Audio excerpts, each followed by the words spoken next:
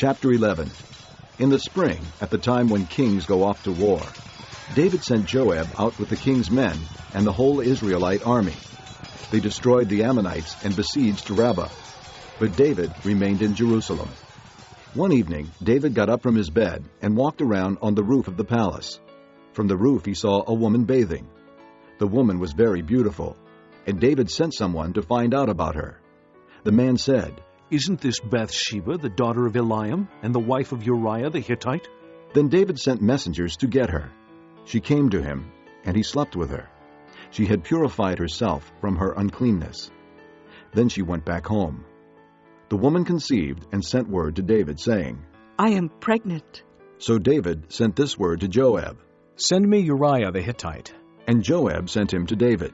When Uriah came to him, David asked him how Joab was, how the soldiers were, and how the war was going. Then David said to Uriah, "Go down to your house and wash your feet." So Uriah left the palace, and a gift from the king was sent after him. But Uriah slept at the entrance to the palace with all his master's servants, and did not go down to his house. When David was told, "Uriah did not go home," he asked him, "Haven't you just come from a distance? Why didn't you go home?" Uriah said to David, "The ark and Israel and Judah are staying in tents, and my master Joab and my lord's men are camped in the open fields. How could I go to my house to eat and drink and lie with my wife? As surely as you live, I will not do such a thing." Then David said to him, "Stay here one more day, and tomorrow I will send you back." So Uriah remained in Jerusalem that day and the next.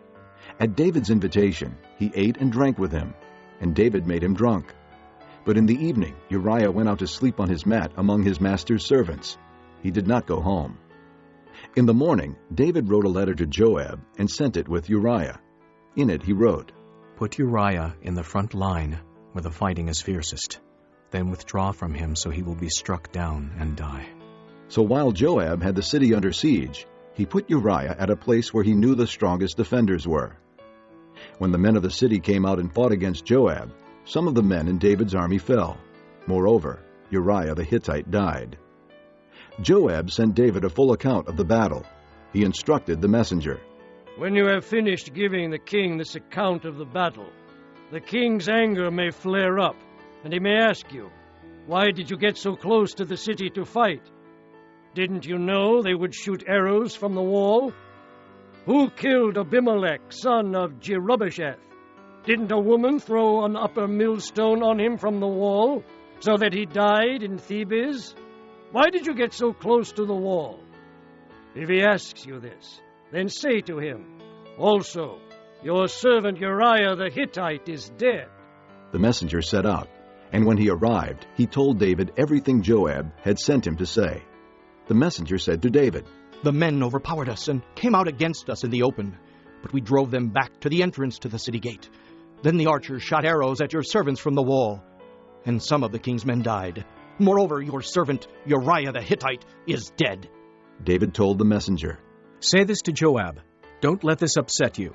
The sword devours one as well as another. Press the attack against the city and destroy it. Say this to encourage Joab." When Uriah's wife heard that her husband was dead, she mourned for him. After the time of mourning was over, David had her brought to his house, and she became his wife and bore him a son. But the thing David had done displeased the Lord.